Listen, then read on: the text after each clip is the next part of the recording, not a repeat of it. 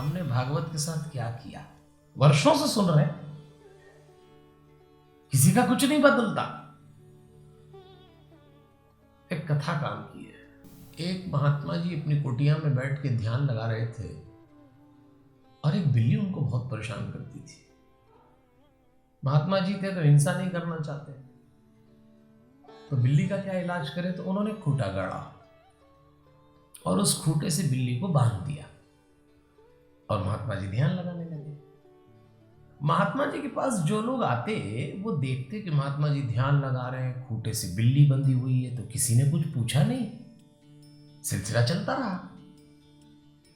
सालों बीत गए और एक दिन महात्मा जी का देहांत हो गया।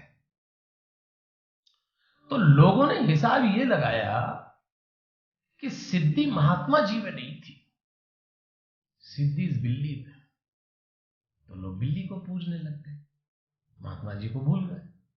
बिल्ली भी भारतीय बिल्ली थी, मजे में माला चढ़ रही, दूध चढ़ रहा, प्रसाद चढ़ रहा, तो बुझाती रही।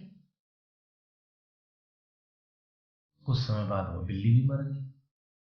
तो लोगों ने हिसाब लगाया कि न सिद्धि महात्मा जी में थी, न सिद्धि बिल्ली में थी, सिद्धि जरूर इस खूंटे पे है। तो लोग खूंटा पूजने लग गए और खूंटा आज तक पूजा रहा है। बस हमने भागवत के साथ यही किया।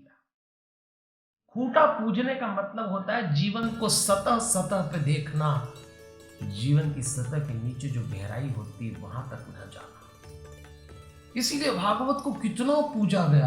आप में से अभी मैं तो हर जगह भागवत जब करता हूँ, रोज ही कथाएं चलती हैं हमारी। तो कल तक हम कलकत्ता में हनुमान जी की कथा कर रहे, आज यहाँ करना, फिर जाते ही कथा करना। तो हम देखते हैं जब कथाएं होती हैं तो एक शोभा यात्रा निकलती है और उसमें ग्रंथ सिर पे रखते हैं, कलश सिर पे लगते हैं, चले। अभी जरा एक हाथ से पूछो काहे के लिए रखा, क्या माना, रख दिया तो चल दिए। कितना पूजा आपने, क्या समझ में आया? खूंटा पूजा जा रहा है। खूंटे पूजे जाने की वृत्ति से कथा मत सुनिएगा। कथाएं तो इसके पहले भी बहुत हुई होंगी और आज भी होंगी और बाद में भी सुनते रहेंगे। जीवन को हाथ में कुछ नहीं मिला तो क्या मतलब है, घंटों निकल जाएंगे। है कुछ इस ग्रंथ में, लेने का तरीका आना चाहिए। ये सब आवश्यक है, कलश आवश्यक है, मस्तक पे ग्रंथ रखना आवश्यक है, लेकिन जो तरीका जरूरी है वो अपनाया जाए। खूंटा पूजे जाने की वृत्ति से भागवत को न सुनिए।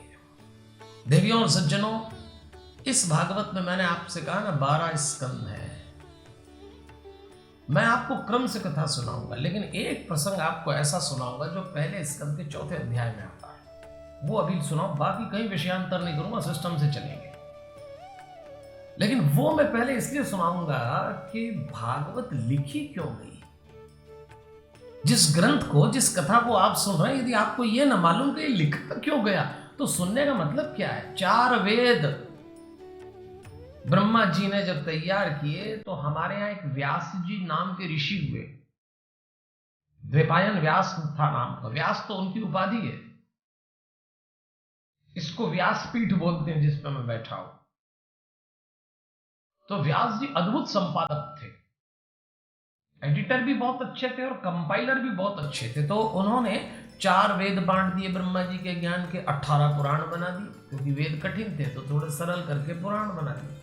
उस 18 में से एक पुराण ये भागवत जी जो हम सुन रहे हैं। और उन्हीं व्यास जी ने महाभारत नाम का ग्रंथ भी लिखा।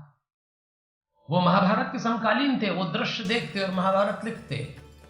इसमें तो 18,000 श्लोक हैं, ये बाद में लिखा गया। पर व्यास जी ने जब महाभारत लिखी तो महाभारत में 1,00,000 श्लोक है। और ऐसा दावा किया जाता है महाभारत के लिए कि जो कुछ भी महाभारत में वो सब संसार में, और यदि इसमें नहीं है तो फिर संसार में नहीं है। अच्छा ग्रंथ। और महाभारत लिखने के बाद एक दिन व्यास जी अपने आश्रम में बैठे तो उधर से नारद जी निकले। नारद जी ने व्यास जी को देखा, व्यास जी ने नारद जी को देखा। तो नारद जी ने व्यास जी को देख के पूछा, क्या बात है व्यास जी, कुछ उदास से दिख रहे हैं, थके से दिख रहे हैं। व्यास जी ने कहा, बस यही बात मैं आपसे पूछना चाहता हूं। मैंने महाभारत जैसा ग्रंथ लिखा जिसमें 1,00,000 श्लोक हैं, कुछ नहीं छोड़ा। पर इस ग्रंथ को लिखने के बाद मेरा मन उदास हो गया है, मुझे बेचैनी सी हो गई है। मैं अवसाद में, यानी डिप्रेशन में चले गए। जबकि सृजन करने के बाद, क्रिएशन के बाद, कोई रचना करने के बाद तो मन प्रफुल्लित होना चाहिए, आनंदित होना चाहिए, तो उल्टा हो गया। नारद जी ने कहा, व्यास जी आपके साथ ऐसा ही होना था। व्यास जी ने कहा क्यों? अब जो उत्तर नारद जी ने दिया वो हमारे बड़ा काम का है, ध्यान से सुनिए। नारद जी ने कहा, व्यास जी आपके साथ ऐसा ही होना था, क्योंकि आपने जो ग्रंथ लिखा है उसके केंद्र में मनुष्य है, कौरव और पांडव। इनके झगड़े हैं, इनका वैमनस्य है, इनका षड्यंत्र है, इनकी हिंसाएं हैं, इनका मेरा तेरा है, परिवार का झगड़ा है, अपने ही लोगों के मान अपमान की बात आपने लिखी, केंद्र में मनुष्य है, आप कभी शांत नहीं हो सकते।